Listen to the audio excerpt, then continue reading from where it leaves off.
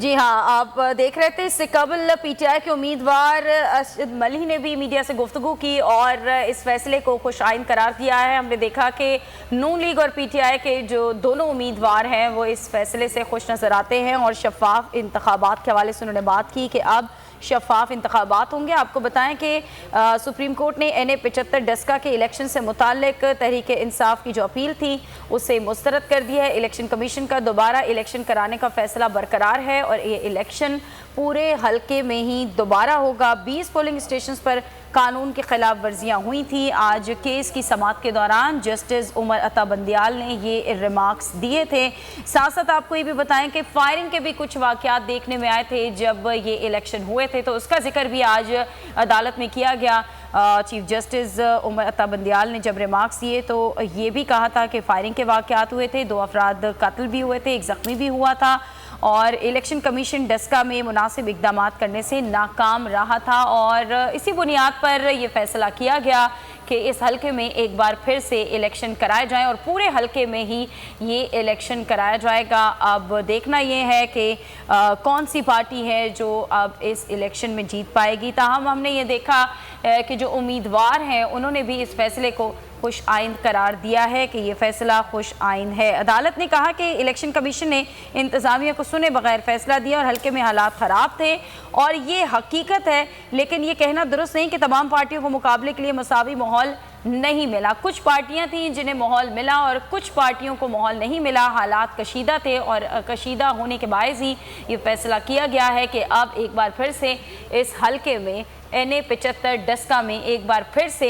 Election कराए जाएंगे। बिल्कुल, डस्का NA 75 में दोबारा इंतखाब का इलेक्शन कमीशन का जो हुक्म है उसको सुप्रीम कोर्ट ने बरकरार रखा है। इलेक्शन कमीशन की जानिब से पूरे हल्के में दोबारा इंतखाब कराने का हुक्म दिया गया था, जिसको पाकिस्तान तहरीक इंसाफ की जानिब से सुप्रीम कोर्ट में चैलेंज किया गया था और सुप्रीम कोर्ट की कई समातों के बाद आज मुख्तसर सा फैसला सुना दिया गया, जिसमें ये कहा गया है कि इलेक्शन कमीशन का जो फैसला है उसे बरकरार रखा जाएगा। जिसके बाद पाकिस्तान तहरीक इंसाफ के रहनुमा और NA 75 डस्का के जो उम्मीदवार हैं अली असजद, उनकी जानिब से रद्द अमल देते हुए कहा गया था कि इलेक्शन कमीशन की जानिब से एक बुरी मिसाल कायम की गई है। सुप्रीम कोर्ट के फैसले पे कोई भी कमेंट नहीं कर सकते, ये एक सुप्रीम इदारा है, हम उनके फैसले की इज्जत करते हैं, लेकिन इलेक्शन कमीशन की जानिब से एक बुरी मिसाल कायम की गई है। उन्होंने ये भी कहा था कि तफसीली फैसला आने के बाद ही वजूहात सामने आ सकेंगी।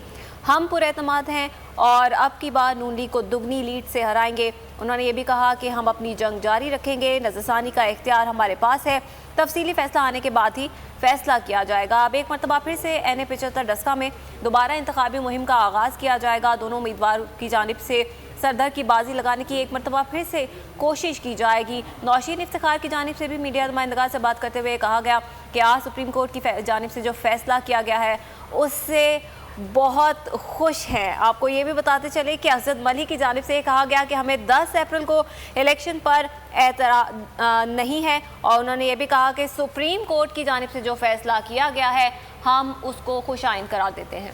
बिल्कुल, केस की समाअत के दौरान जस्टिस उमर अता बंदियाल ने रिमार्क्स दिए कि 20 पोलिंग स्टेशन पर कानून की खिलाफ वर्जी तो हुई और इलेक्शन के दौरान फायरिंग से 2 अफराद कत्ल और 1 ज़ख्मी हुआ। इलेक्शन कमीशन डस्का में मुनासिब इक़दाम करने में नाकाम रहा। बात करेंगे सीनियर तजियाकार हमारे साथ मौजूद हैं नज़ीर लगाई साहब। लगाई साहब, बहुत शुक्रिया आपके वक्त का। लगाई साहब, तहरीक इंसाफ की अपील को मुस्तरद कर दिया गया है और मुस्लिम लीग नून का मौक़िफ़ तस्लीम किया गया, क्या कहेंगे आप?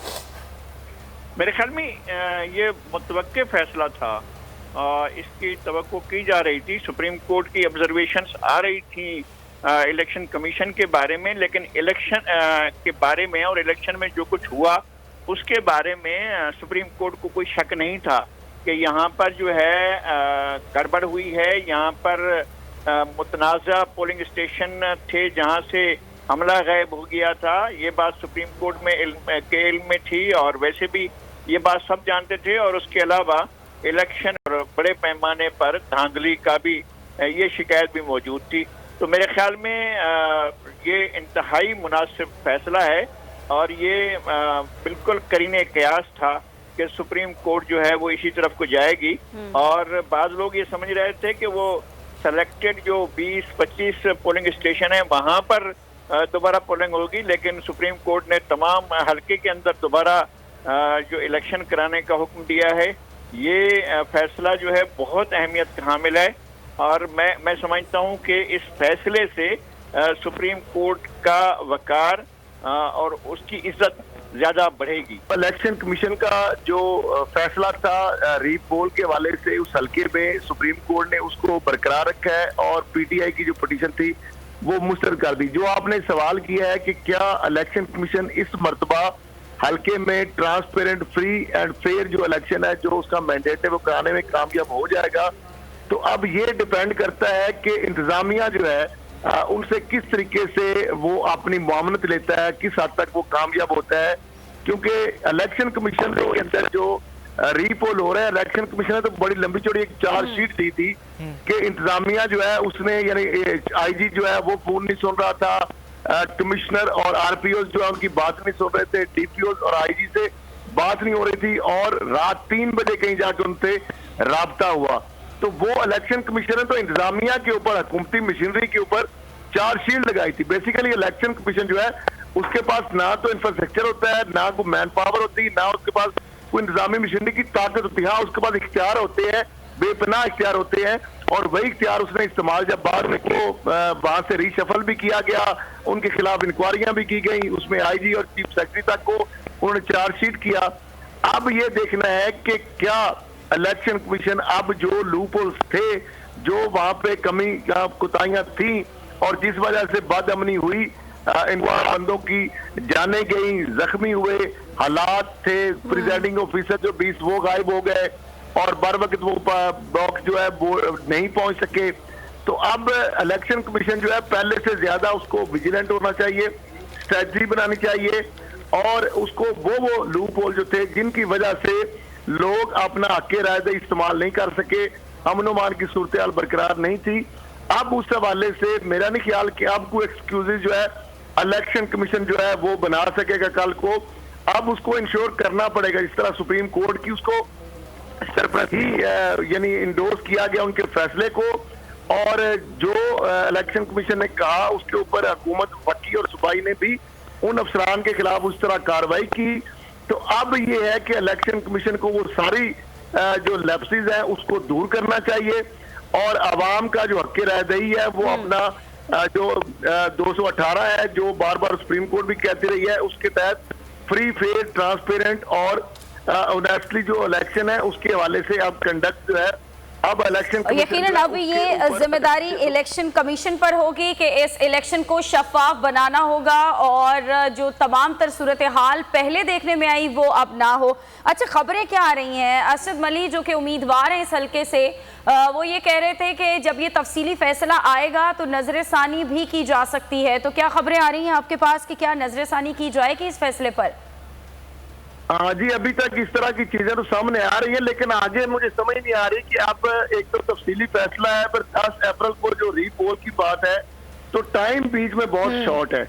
अगर इस वाले से नजर सानी की अपील आई तो फिर तो ये शेड्यूल जो है ये अपसेट होगा। तो या तो ये है कि सुप्रीम कोर्ट का अगर जल्द फैसला आ गया तो उस हवाले से नजर सानी की अपील का भी फैसला यकीनन इन हालात को देखते हुए सुप्रीम कोर्ट उसको फौरी डिस्पोज ऑफ करेगी, जो भी उसका फैसला आना हो। और अगर ये तफसीली फैसला देर से आता है, बाद आता है, तो ये भी हो सकता है, तो फिर तो उस हवाले से नजर सानी की अपील तो उस वक्त होगी जब वो फैसला आएगा। तो अब फैसला चूंकि 6 की समातें बड़ी तफसीली हुई हैं और आज शॉर्ट ऑर्डर भी अगर दिया है, तो जिससे हमें लग रहा है सुप्रीम कोर्ट ये चाहती है और ये इलेक्शन कमीशन के फैसले को बरकरार रखना। अच्छा लगारी साहब, आप क्या समझते हैं अब इस फैसले के बाद क्या मुस्लिम लीग नून का पलड़ा भारी नजर आ रहा है आपको डस्का NA 75 में? जाहिर है इस हल्के के अंदर तो वो एक उसकी विनिंग सीट थी और वो पहले से ही जो है वो सीट उनके पास थी और दोबारा अब भी उनकी पोजीशन बहुत बेहतर थी और उसकी कैंपेन भी अच्छी हुई थी। और अगर ये सारा जो रात के वक्त जो वहाँ से पोलिंग का अमला गायब हुआ है, अगर वो ना हुआ होता तो नतायज बड़ी हद तक नून लीग के हक में होते।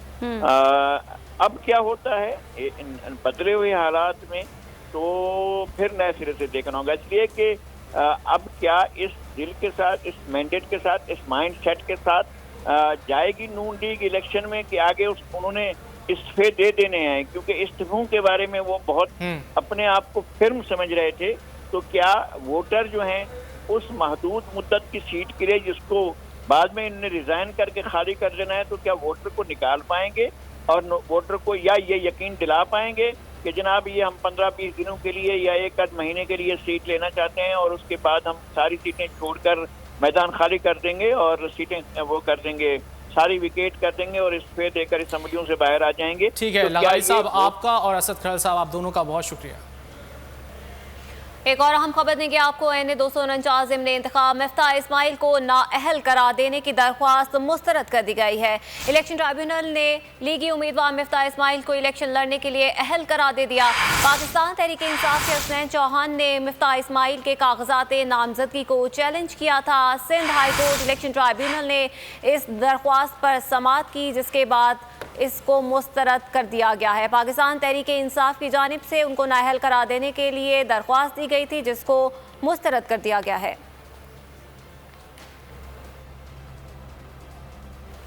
आपको बताते चलें कि कराची के 249 में इंतखाबात के हवाले से मिफ्ताह इस्माइल की अहलियत को चैलेंज किया गया था। उन्हें नाअहल करार देने के लिए दरख्वास्त दी गई थी, जिसको अब मुस्तरद कर दिया गया है। इलेक्शन ट्राइब्यूनल ने लीगी उम्मीदवार मिफ्ताह इस्माइल को इलेक्शन लड़ने के लिए अब अहल करार दे दिया है।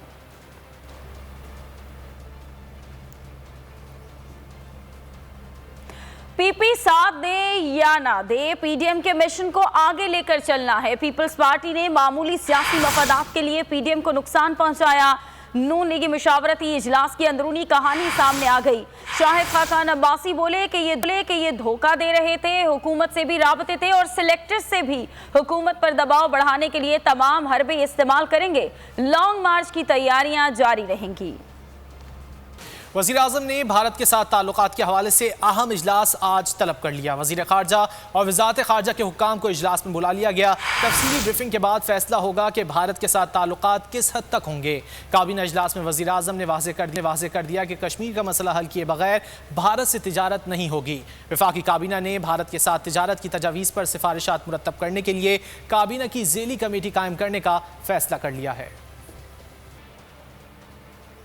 और यहाँ पर आपको बताएं कि वज़ीर-ए-आज़म इमरान खान ने सस्ते घरों को के मंसूबे पर तवज्जो मरकूज़ कर ली है। नेशनल कोऑर्डिनेशन कमेटी हाउसिंग और रावी अर्बन मंसूबे पर हंगामी इजलास तलब कर लिया गया।